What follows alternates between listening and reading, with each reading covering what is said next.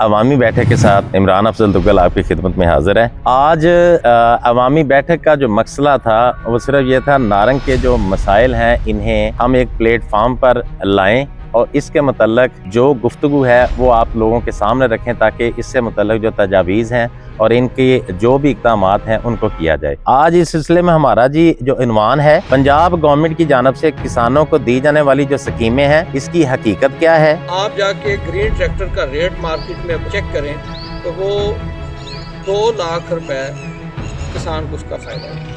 کسان کو کوئی فائدہ اس لیے بھی نہیں ہوا کیونکہ اس کے ساتھ کسی بینک کو اٹیچ ہی نہیں کیا گیا کہ اس کے اوپر بینک اس کے اوپر لوننگ کرتا تاکہ کسان اس سے مستفید ہوتا۔ اگر کسی کسان کا ٹریکٹر نکلتا ہے گرین سکیم میں اس کے پاس تو پیسے ہی نہیں ہیں۔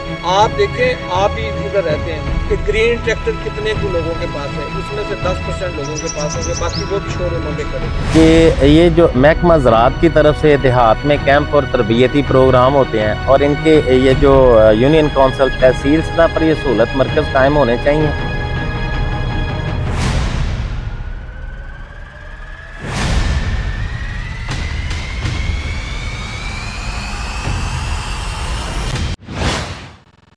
السلام علیکم ناظرین، عوامی بیٹھک کے ساتھ عمران افضل تغل آپ کی خدمت میں حاضر ہے۔ آج عوامی بیٹھک کا جو مسئلہ تھا وہ صرف یہ تھا نارنگ کے جو مسائل ہیں انہیں ہم ایک پلیٹ فارم پر لائیں اور اس کے متعلق جو گفتگو ہے وہ آپ لوگوں کے سامنے رکھیں تاکہ اس سے متعلق جو تجاویز ہیں اور ان کے جو بھی اقدامات ہیں ان کو کیا جائے۔ آج اس سلسلے میں ہمارا جو عنوان ہے پنجاب گورنمنٹ کی جانب سے کسانوں کو دی جانے والی جو سکیمیں ہیں اس کی حقیقت کیا ہے، فوائد کیا ہیں اور ان میں بہتری کے امکانات کون سے ہیں۔ اس لیے آج ہم نے عوامی بیٹھک میں بطور گیسٹ انوائٹ کیا کسان نمائندے ہیں احمد فاروق ڈھلو صاحب، گاؤں عادیہ سے یہ ہمارے ساتھ موجود ہیں، ممبر ہیں advisory committee government of Punjab کے۔ تو سب سے پہلے تھوڑا سا انٹرو دے دوں اسی پروگرام کے متعلق کہ پاکستان خصوصی پنجاب کی معیشت میں زراعت ریڑھ کی ہڈی کی حیثیت رکھتی ہے۔ پنجاب گورنمنٹ نے حالیہ برسوں میں کسانوں کے لیے متعدد اسکیمیں متعارف کروائی ہیں جن میں کسان کارڈ ہے، گرین ٹریکٹر اسکیم ہے، زرعی آلات پر سبسڈی ہے اور جدید زرعی لیبارٹری شامل ہیں۔ ان اقدامات کا مقصد ہے زرعی پیداوار میں اضافہ، لاگت میں کمی اور کسانوں کی جو آمدن ہے اس کو بہتر بنانا۔ تو آج اس سلسلے میں جو کسان نمائندے ہیں ہمارے پاس احمد فاروق ڈھلو صاحب، ان سے پوچھوں گا کہ کیا جو پنجاب گورنمنٹ کی طرف سے کسانوں کو دی گئی سکیمیں ہیں اس سے کوئی فائدے بھی آ رہے ہیں؟ کیوں سر، آپ بتائیے گا۔ بسم اللہ الرحمن الرحیم۔ دیکھیں، گورنمنٹ نے مختلف سکیمیں کسانوں کے لیے متعارف کرائی جس میں ٹریکٹر بھی ہے، جس میں کسان کارڈ بھی ہے، لیکن جو ٹریکٹر کی سکیم ہے سب سے پہلے میں اس پہ آتا ہوں کیونکہ اس پہ اربوں روپے گورنمنٹ نے سبسڈی دی۔ اس کا فائدہ عام کسان کو نہیں ہوا بلکہ کسی کسان کو بھی نہیں ہوا، اس لیے کہ یہ انڈسٹری چلائی گئی ہے۔ آپ جا کے گرین ٹریکٹر کا ریٹ مارکیٹ میں چیک کریں تو وہ 2 لاکھ روپے کسان کو اس کا فائدہ ہوا کہ عام وہ ٹریکٹر جو ہے وہ 32 لاکھ، اگر 40 لاکھ کا ٹریکٹر ہے 385 تو وہ 32 لاکھ میں تو عام مل جاتا ہے۔ کسان کو کوئی فائدہ اس لیے بھی نہیں ہوا کیونکہ اس کے ساتھ کسی بینک کو اٹیچ ہی نہیں کیا گیا کہ اس کے اوپر بینک اس کے اوپر لوننگ کرتا تاکہ کسان اس سے مستفید ہوتا۔ اگر کسی کسان کا ٹریکٹر نکلتا ہے گرین سکیم میں تو اس کے پاس تو پیسے ہی نہیں ہیں، تو وہ پیسے کہاں سے جمع کروائے کہ وہ ٹریکٹر خرید سکے۔ وجہ اس کی یہ ہے کہ کسان کی کراپ کے جو ریٹ ہیں وہی اتنے کم ہیں کہ اس کا تو کچن نہیں چل رہا، اس کی تو اپنے بچوں کی فیسیں دینی اس کے لیے مشکل ہیں۔ تو یہ اس اسکیم کا تو کسان کو فائدہ نہیں، براہ راست سرمایہ دار کو فائدہ ہوا ہے۔ اور میں یہ چیلنج کے ساتھ یہ بات آپ کے پلیٹ فارم سے یہ کہتا ہوں کہ گورنمنٹ اس پہ انکوائری کروا لے کہ وہ جو جتنے ٹریکٹر نکلے ہیں ان میں سے 70% ٹریکٹر تو ویسے ہی ملک سے باہر چلے گئے کیونکہ وہ انویسٹر نے خریدے اور انہوں نے ایکسپورٹ کر دیے۔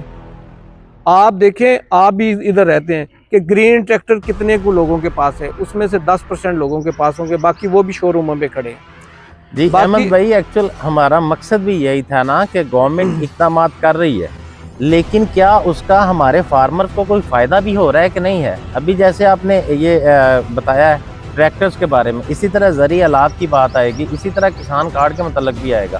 ان چیزوں کے لیے آپ لوگ جو ہیں وہ بتائیں تاکہ ہمارے ناظرین کو بھی پتہ چلے کہ جو اقدامات آ رہے ہیں ان میں سے ہمیں مل کیا رہا ہے؟ دیکھیں پالیسی بہت اچھی ہوتی ہیں اگر ان پہ 100% کام کیا جائے اور اس کی کوالٹی مشینری کے متعلق اگر اس کی کوالٹی سپر سیڈر ہے یا دوسری ہے سولر کی سکیم ہے، بہت اچھی سکیم ہے، لیکن اس کی کوالٹی کو مد نظر رکھا جائے. جس انڈسٹری کو یہ ٹھیکے دیے جاتے ہیں ان سے کوالٹی کے اوپر بھی کمپرومائز نہیں ہونا چاہیے تاکہ اس کے اچھے رزلٹ بھی آئیں.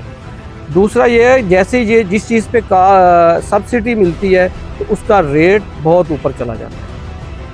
اچھا وہی چیز مارکیٹ میں عام دنوں میں سستی ہوتی ہے، سبسڈی آتی ہے، اس کا ریٹ ویسے ہی مہنگا ہو جاتا ہے. اس کا مطلب ہے کہ براہ راست ذمہ دار کو اس کا فائدہ نہیں ہے. اگر آپ نے یہ اربوں روپے خرچ کرنے ہیں تو آپ ذمہ دار کی اس کو کراپ کا ریٹ دیں، اس کو تو کسی سبسڈی کی ضرورت ہی نہیں رہے گی. کیونکہ دیکھیں اگر اس کو ریٹ ملے گا، گندم کا ریٹ ملے گا، چاول کا، مکی کا، ابھی دیکھیں پچھلے دنوں آلو والے بیچارے پٹ گئے ہیں نا، اسی طرح تمام ویجیٹیبل والے لوگ پٹ گئے. ابھی فروٹ والوں کا بھی برے حالات رہے. ریزن کیا تھی کہ کیونکہ ہمارے بارڈر بند ہیں کہ جو اگلی ریاستوں میں ہمارے فروٹ اور یہ سبزی وغیرہ جاتی تھی اور ذمہ دار کو اس کے اچھے پرائز مل جاتے تھے، تو دنیا مارکیٹ کے لیے بھاگ رہی ہوتی ہے اور ہم اپنی مارکیٹیں بند کر کے بیٹھے ہوئے ہیں اور ذمہ دار اسی طرح خوار ہو رہا ہے جو کہ اس ملک کا مالک ہے اصل میں، اور وہ خوار ہو رہا ہے، ذلیل و خوار ہو رہا ہے. کیوں کہ نہ ٹھیک سے پالیسیز بنائی نہیں جا رہی.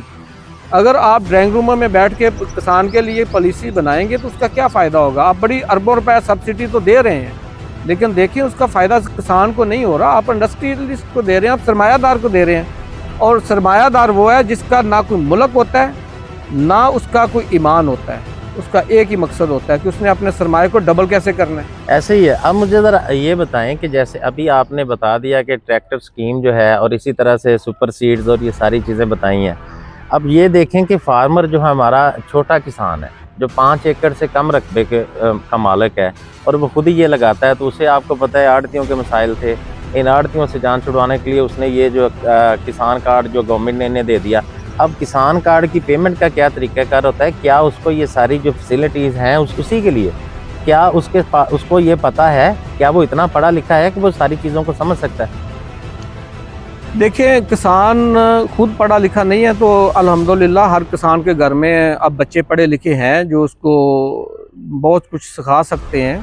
اور یہ میڈیا کا بھی ایک کردار ہے اور یہ موبائل کی وجہ سے لوگوں کے پاس انفارمیشن جو اتنی بڑی ہے اور لوگوں کو دنیا میں جو چیلنجز ہیں ان کے متعلق اگر معلوم ہے تو یہ اسی وجہ سے ہے.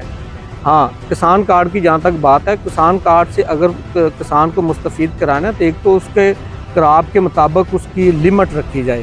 آپ نے اگر 30,000 روپے پر ایکڑ کے حساب سے اس کی رکھی ہے لمٹ، تو یہ تو اس کی جو لاگت ہے اس سے بہت کم ہے. کیونکہ دیکھیں 60,000 سے 70,000 روپے ایک فصل کا خرچہ ہے اگر آپ چاول کی لگاتے ہیں یا گندم کی لگاتے ہیں. تو اگر اس کی لمٹ اس کے مطابق ہوگی تو پھر کسان کو واقعی فائدہ ہے، کوئی شک نہیں کہ فائدہ ہے. لیکن اگر اس کی لمٹ آدھی ہے تو ظاہر ہے باقی آدھے پیسے اس نے پھر جانا تو آڑتی کے پاس ہی ہے. اس کو یعنی کہ وہ اس طرح اس کو وہ مستفید نہیں ہو پا رہا. اور دوسرا اس کا جو طریقہ کار ہے، ایک اس کو براہ راست ATM کے ساتھ آپ نے 30% اس کی پیمنٹ کی ہے، لیکن اگر اس کو 50 اور 60% تک آپ براہ راست دیں اور باقی چلیں وہ کھاد دوائی کے عوض میں، لیکن اس کی لمٹ بھی بڑھائی جائے، پھر اس کا فائدہ ہے. آپ نے یہ ایک اچھا کام، میں کہتا ہوں کہ اچھا کام ہے، ایکٹیو کیا ہے. کسان کارڈ اس سے پہلے کسان کارڈوں کی جتنی سکیمز آئی ہیں وہ فعال نہیں ہوئی، یہ بڑی فعال ہے. لیکن اس کا فائدہ کسان کو تب ہے کہ اس کی لمٹ ایک تو بڑھائی جائے اور ایک اس کا ATM کے ساتھ براہ راست اس کی زیادہ سے زیادہ پیمنٹ وہ لے سکے، تاکہ کیونکہ دیکھیں اس نے مزدوریاں بھی دینی ہیں، اس نے اس سے دوسرے معاملات بھی چلانے ہیں، صرف کھاد اور دوائی تو نہیں اس کی کاشت. اچھا یہ جو ابھی آپ نے دیکھا تھا پیداواری مقابلے یا اس طرح کی بہت سی اسکیمیں ہیں، اور اس کے ساتھ ساتھ ابھی جو کسان کارڈ کے متعلق بھی بتایا کہ جو کسان ہے وہ پچھلی پیمنٹ جو ہے وہ دوبارہ دے دے گا، تو شاید قرعہ اندازی کا بھی سسٹم ہے. اس کی شفافیت کے متعلق بڑے سوالات ہو رہے ہیں، تو وہ اس کے متعلق بتائیے گا کہ کیا یہ جو سسٹم ہے قرعہ اندازی کا وہ کیسا ہے؟ دیکھیں الزام تراشی تو ویسے ہی غلط بات ہے، کیونکہ اس کے متعلق مجھے تو براہ راست علم نہیں ہے، تو میں اس پہ کسی پہ الزام خود لگانا اچھی بات نہیں ہے. لیکن اگر اس میں اگر ایسا ہے تو نہیں ہونا چاہیے. کیونکہ اگر آپ جو بھی اسکیم ملک اور قوم اور عوام کے لیے کر رہے ہیں تو اس کا شفاف ہونا بھی اتنا ہی ضروری ہے جتنا آپ اسکیم کے اوپر پیسہ اتنا خرچ ہو رہا ہے، اور وہ ہمارا ہی ہو رہا ہے ہم پہ. بس اتنا ہی ہے کہ آپ اس میں اور ایڈ کر دوں، اس کے ساتھ ہمیں یہ بھی جو ہے نا بعض اوقات دوست ہی بتاتے ہیں فارمر ہی کہ اس میں جو ہے وہ بڑے ذمہ دار جو ہیں وہ زیادہ فائدہ لے جاتے ہیں، اور چھوٹے ذمہ دار جو ہیں اپنے اثر و رسوخ کی وجہ سے، کو مطلب سیاسی آپ کو پتہ ہے پریشرز کی وجہ سے. تو اس کے متعلق بتائیے کیا آپ کے علم میں بھی یہ چیزیں ہیں؟ جی یہ تو ایک دنیا کا سسٹم ہے دگل صاحب کہ ہمیشہ دیکھیں طاقتور تو طاقتور ہی رہتا ہے، کمزور کمزور ہی رہتا ہے. اور اگر کوئی بڑا ذمہ دار ہے تو ظاہر ہے اس کے تعلقات بھی اتنے بڑے ہوں گے. تو یہ تھوڑا بہت فرق تو آتا ہے، لیکن آپ یہ دیکھیں کہ میں سمجھتا ہوں کہ اس ٹائم جتنے بھی کسان ہیں وہ بڑا کسان ہے یا چھوٹا کسان ہے، سارے ہی کسان مظلوم ہیں. میں نہیں سمجھتا کہ اگر ایک چھوٹا کسان ہے تو ظاہر ہے اس کی ضروریات زندگی بھی اس کے مطابق اس نے اپنی مینٹین کی ہیں. اگر بڑا کسان ہے تو اس کی زندگی کی ضروریات اسی طرح مینٹین ہیں. میں نے دیکھا ہے کہ اگر بڑا کسان ہے تو اس ٹائم جس طرح وہ زندگی گزار ہے، اگر کسی کو اپنی بیٹی کی یا کسی کی شادی کرنے کی ضرورت پڑتی ہے تو وہ اپنی زمین بیچ رہا ہے، وہ چھوٹا ہے یا بڑا ہے. تو اس کا مطلب ہے کہ ہمیں اس طرح ہم مستفید نہیں ہو پا رہے جس طرح ہمیں ان اسکیموں سے مستفید ہونا چاہیے تھا. آخری سوال ہے جی یہ ہمارا، اور یہ جو پروگرام یا سیمینارز ہو رہے ہیں تو اس سے کتنے % جو ہیں وہ فارمر جو ہیں وہ فائدہ حاصل کر رہے ہیں؟ دیکھیں کسی بھی چیز کے لیے ایجوکیشن اور پروگرام کرنے، سیمینار کرنے، پوری دنیا میں اس سے لوگ مستفید ہوتے ہیں. اور آپ ایک جگہ پہ اگر اکٹھے ہوتے ہیں تو آپ ایک دوسرے کے ساتھ اپنی تجربات شیئر کرتے ہیں. یہ بڑا اچھا ہے، لیکن میں سمجھتا ہوں کہ یہ جو ایکسٹینشن والے ہیں یہ بڑے مظلوم ہیں. یہ محکمہ بڑا مظلوم ہے. میں اس کی ایک آپ کو مثال دیتا ہوں. ابھی پچھلے سال گورنمنٹ نے کروڑوں روپے کے اشتہارات دیے کہ 20 مئی سے پہلے پنیری کاشت نہیں کرنی، اور انہوں نے باقاعدہ ڈی سیز نے مختلف اضلاع میں باقاعدہ جنہوں نے پنیری اگیتی لگائی تھی ان کی جا کے سپرے کروا کے وہ ضائع بھی کی. دوسری طرف دیکھیں اس کا نقصان، میں آپ کو یہ مظلوم اس لیے ہیں، یہ محکمہ والے کمزور ہیں بیچارے، کہ دوسری طرف ہائی بریڈ سیڈ بنانے والی کمپنیز جو ہیں وہ براہ راست جا کے سی ایم یا متعلقہ محکموں سے ملنی ہے، اور انہوں نے ایک لیٹر لیا کہ اجازت لے لی 20 مئی سے پہلے پنیر کاشت کرنے کی. اور جو اس محکمے نے اتنی ایفرٹ کی لوگوں کو نہیں لگانے دی، اس کا نقصان کسان کو ہوا اور محکمے کی ریپیوٹ کو ہوا. اور اگر کوئی محکمہ کوئی پالیسی بناتا ہے تو اس پہ عمل درآمد کروانا باقی محکموں کا بھی اسی طرح حق ہے کہ محکمے کی انسلٹ اور بستی نہیں ہونی چاہیے کہ آپ ایک سرمایہ دار اٹھے اور وہ پورا محکمہ ہی لتاڑ کے ایک طرف ہو جائے.